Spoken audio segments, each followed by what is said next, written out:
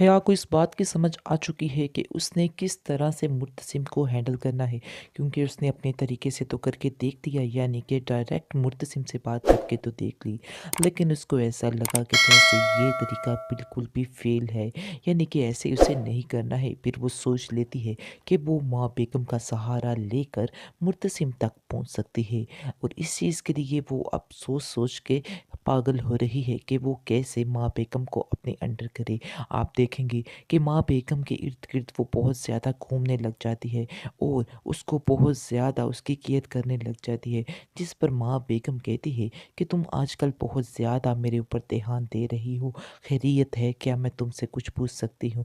आगे से वो जवाब देती है कि आपने सारी ज़िंदगी मुझे माँ बन के पाला है, तो क्या आज मेरा ये फ़र्ज़ नहीं है कि मैं आपका ख़्याल रखूँ? लेकिन आप देखेंगे कि जो माँ बेगम है वो भी अपना काम बड़े ही बुरे तरीके से सरअंजाम दे रही है, यानी कि वो भी मुर्तसिम के आगे उसकी बीवी यानी कि मीरब को गिराने का सोच रही है, और रोज़ ही प्लानिंग में मगन होती है कि आखिर ऐसा क्या काम करे कि मुर्तसिम को अंदाज़ा हो जाए कि ये कुछ भी नहीं कर सकती और सारे इख्तियारात इसके हाथ से छिन जाएं, यानी कि मुर्तसिम को मीरब से दूर करना चाहती है। आगे से आप देखेंगे कि वो हया को अपने यानी कि साथ मिलाने का सोच रही है, और सोचती है कि अगर हया मेरे साथ मिल गई तो हम दोनों मिलकर इस प्लानिंग में कामयाब हो सकते हैं।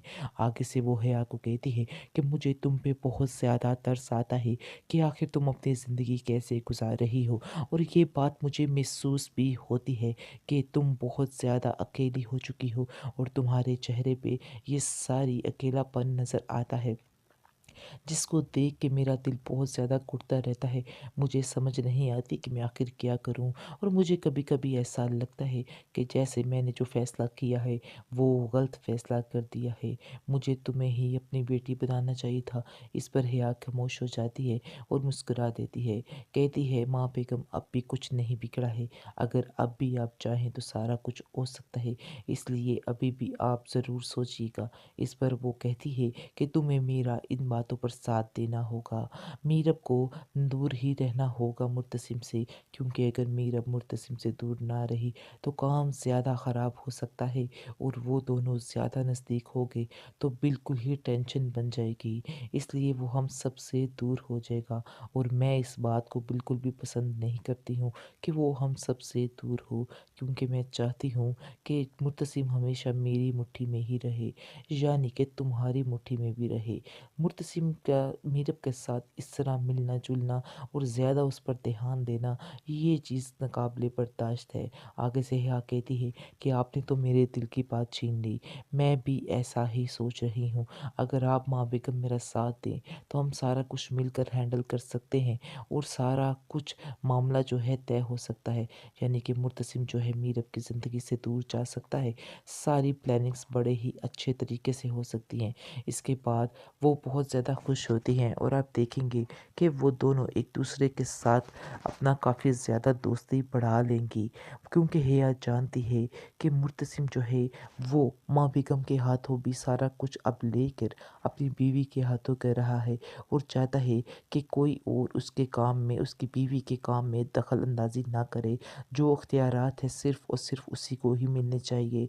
ये बातें बार-बार वो माँ बेगम के साथ कर रही है, और इसका दिमाग ख़राब कर रही है, और कहती है कि आपको ध्यान देना चाहिए, वरना तो सारा सिस्टम गड़बड़ हो जाएगा और आपके हाथों से सब कुछ निकल जाएगा। मुर्तसिम की माँ हया से कहती है कि मुझे आजकल बहुत ज़्यादा महसूस ये बात हो रही है कि आप दोनों की काफ़ी आपस में खटपट चल रही है। आखिर क्या बात है?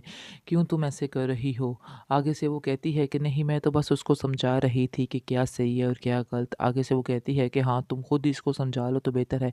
ऐसा ना हो कि जब मैं इसको समझाऊँ तो मामला ज़्यादा बिगड़ जाए, इसलिए बेहतर यही होगा कि तुम्हें ही इसको समझाना होगा। आगे से वो कहती है कि माँ बेगम आप फ़िक्र मत करें, जैसा होगा आपको मैं ज़रूर बताऊँगी, यानी कि मैं इसको ज़रूर समझाने की कोशिश करूँगी, और देख लेना कि बहुत जल्द ये ठीक भी हो और जाए। जैसे ही माँ बेगम वहाँ से जाती है तो इसके बाद आप देखेंगे कि मरियम कहती है कि तुम मीरब के साथ बस उलझना छोड़ दो। ये बात मैं तुम्हें फिर समझाने की कोशिश कर रही हूँ। मुर्तसिम भी तुम्हें इस बात के लिए कभी माफ़ नहीं करेगा, और माँ बेगम भी कभी नहीं करेगा। इस घर में उसकी जो हैसियत है तुम्हें पता चल गई होगी, और अगर नहीं पता चली तो और थोड़ा वक्त लो, तुम खुद ही समझ जाओगी कि उसकी इस घर में क्या हैसियत है। इसलिए बेहतर यही है कि इस मामले को छोड़ दो। पहले मैं भी ऐसा ही सोचती थी, लेकिन अब मैंने ये बात ठान ली है कि हमें जो करना है मिलकर ही करना है।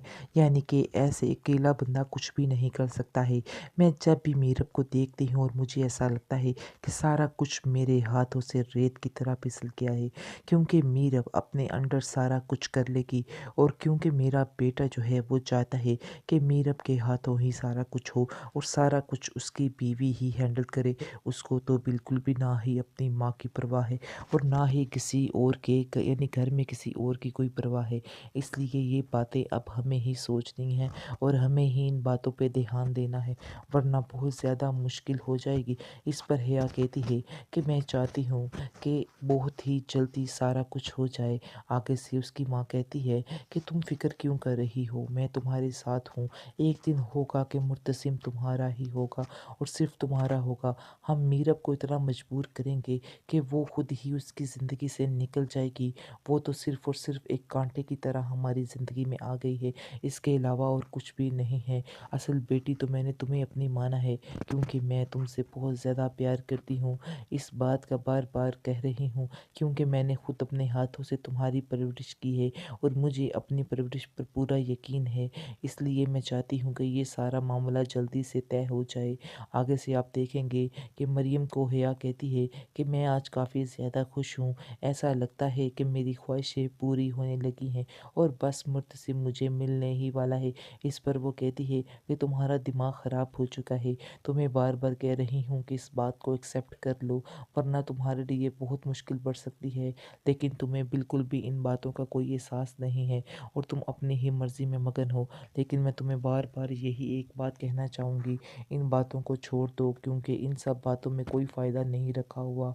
बेहतर यही है और सीधे रास्ते पर आ जाओ। आगे से वो कहती है नहीं, मैं ऐसा नहीं कर मुर्तसिम सकती मीरब हूँ। से कहता है कि तुम ये मत समझना कि मैं तुम्हारी मोहब्बत में पागल दीवाना होता जा रहा हूँ, जिसकी वजह से मैं तुमसे शादी करने पर आमादा हो रहा हूँ।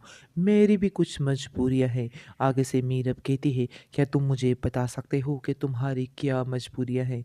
बहरहाल अब देखेंगे कि मुर्तसिम की माँ ने उसे मना किया है ये सारी बातें बताने से कि किस वजह से उससे शादी करना बहुत ज़्यादा ज़रूरी है।